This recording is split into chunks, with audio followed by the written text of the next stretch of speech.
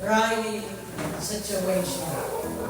Ay gusto ko kayong dalhin sa topic na nagsasabing dare to believe. Mangahas kang manampalataya. Sabihin mo nga sa katabi mo, mangahas kang manampalataya. Dare. In 1 Thessalonians, mga kapatid, ang sabi po ni Apostle Pablo, kaya nga palagi kaming nagpapasalamat sa Diyos. Maging ako man, I echo this word, mga kapatid, nagpapasalamat kami sa Diyos sapagkat ang mga ipinapangaral namin sa inyo ay ang kanyang salita, hindi nyo tinanggap bilang salita lang ng tao, kundi itinuring nyo po ito bilang tunay na salita ng Diyos.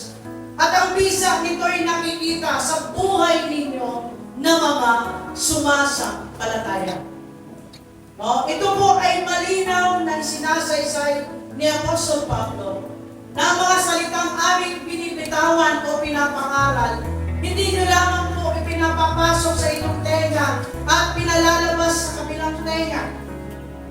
Or minsan itinuturing nyo ito ay salita lang namin. Yung amin po ipinapangaral ay tinuturing po ninyo bilang tunay na salita ng Diyos. At kapag you dare to believe, mga kapatid, nakikita po natin ang bisa nito sa atin po walang buhay. Amen. Everybody say, praise the Lord. Praise the Lord. Sino dito nakaranas na yung bisa ng salita ng Diyos ay totoong nakita ninyo, mga kapatid? Simula na ito po ay inyong sampalatayanan. Praise God. Amen. Sa panahon ngayon, mga kapatid, talamak na po sa social media, Instagram, Twitter, ano pa? TikTok. Marami po ngayon ang nagsipangalak ng mga fake news. Yung buhay, patay na. Yung patay, nabuhay. Diba? Dahil po sa mga kanya-kanyang haka-haka o puro-puro. But, mas madaling paniwalaan yung fake. Mas maraming madaling mapaniwala sa fake, mga kapatid, kaysa sa good news, which is the Word of God. Amen. Pag fake, minsan wala nang usik-usisa. Pag sinabing, ito yung totoo, ito yung good news, ang dami pa natin, teka, tingnan nga natin kung yan nga ba talaga ay totoo. Amen. But today, mga kapatid, let me encourage you na anuman ang kaya niyong paniwalaan, anuman ang kaya niyong sampalatayanan, mga kapatid, na kayang gawin ng Diyos sa buhay natin, sampalatayanan po natin, mga kapatid, sa mga oras na ito. Dare to believe. Amen. Please, dare to believe. Sabihin mo sa kapatid, Dare to believe. For the thief comes only to steal, to kill, and to destroy. Kapag ito po ang nangyayari sa buhay natin, mga kapatid, trabaho po ito, scheme ng kaaway, to steal, to kill, and to destroy. Kaya huwag po natin sasabihin na sinusubok ako ng Diyos. Amen. Ang mga bagay na nararanasan ko ngayon ay gawa ng Diyos. No. Ito po ay merong kapahintulutan ng Panginoon, pero ito po ay trabaho ng kaaway. And I have come, ang sabi ng Panginoon, that they may have life and have it to the full. Ito ang trabaho ng Diyos. Naparito ako upang magbigay sa inyo ng buhay at buhay na kasiya-siya. Amen. So, na-review ng Panginoon, mga kapatid, kung gaano katuso ang scheme ng kaaway. So, we'll say amen. Amen. Sino dito nakaranas ng madaya? Amen. Ang madaya tayo ng isang beses. Okay. Slide. Pero ang madaya tayo ng Pag-usapan. Pag-usapan. Amen. Kaya, dapat po natin mapag-alaman at batanto sa ating mga kaisipan, maganda ang plano ng Diyos sa buhay mo. Parents, wala kayong plano masama sa inyong mga anak. Tama po ba? Lalo higit ang ating Panginoon. Wala siyang pangit na plano sa atin. Kaya, yung magandang plano ng Diyos sa buhay natin, mga kapatid, laging merong kabaliktaran na ginagawa ang kaaway. Lagi siyang kumpetensya kay Lord. At walang nananalo sa Panginoon. Sabi ng isang mga maral, meron lang isang word para matalo natin ang kaaway. Sige nga, ano yung word? Okay. That is the powerful name of Jesus. Pero meron pang isang word na kapag narinig niyo,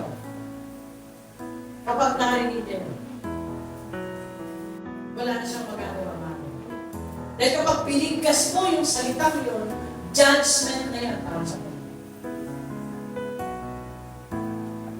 Ano? Yung salitang liar. Sinungaling. You are the father of all lies. So therefore, mga kapatid, judgment na sa kanya yun. Dahil ang sabi ng Revelation 21:8, all liars. Ano? Saan pupunta ang mga sinungaling? Liars. Kaya yung mga pabulong-bulong niya sa ating mga kapatid, ay hindi yan, ganito yan. Kasi nungalingan lang yun, mga na hindi po natin pwede paniwalaan. Kaya, yung magandang plano ng Diyos sa buhay natin, mga kapatid, ito po ay mangyayari. Kaya lang kailangan po natin ng ability to believe that is unshakable. Amen. Merong shaking na ginagawa, nangyayari, pero hindi dapat po natitinag ang ating pananampalataya regardless of what circumstances natin pong ginagawa. Amen. Sabi nga kanina ni Brother Mark, mamili ka, magpuri sa Diyos o hindi. No?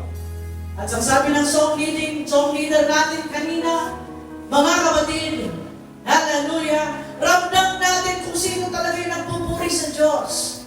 Kapag ang mensahe ng awit nilagay mo sa puso mo, makapagpupuri ka sa Panginoon ng buong puso, ng buong isip, at ng buong lakas, regardless of what situation. Amen. Why? Kanino ka ba nagpupuri? Hindi sa song leader. Hindi sa Panginoon. Amen. Gaano man kahirap ang pinagdadaanan mo ngayon, dare to believe na kaya gawin ng Diyos na maging magaan para sa iyo. Pero hindi yan magic na bigla na lang mawawala. The Lord, ito yung problema ko, pwede ba alisin mo ito, Panginoon? As what I told you before, di ba pwedeng baguhin mo ang iyong panalangin? Panginoon, patatagin mo ako na malagpasan ko ang sitwasyong ito nang sa gayon, makita ng makarami na ikaw ang Diyos na sumasama sa akin. Dare to believe, but how to trust God in spite of our circumstances. 3R. Sabi nga natin, 3R. 3R. Hindi 3M, ha? 3R. Number 1, realization. Realization. That what? That your present situation doesn't define your future. Na kung ano yung presenteng dinadaanan mo ngayon, yan na yan habang buhay. Ang yung presenteng kalagalan hindi nangangahulugan na yan na yung iyong kinabukasan. Oo, maaari may pinagdadaanan ka ngayon, pero hindi nangangahulugan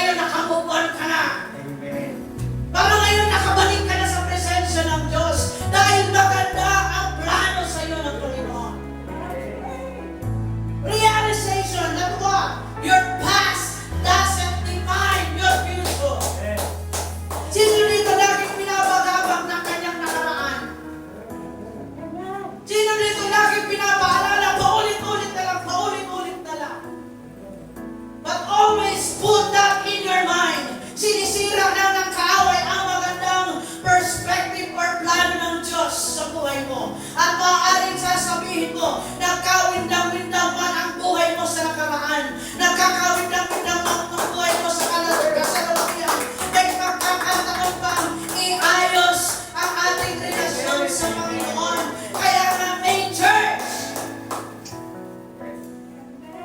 Amen. Kaya nga may church na pwede tayo mag-fellowship na makakatulong that make some decisions na makabubuti po para sa atin.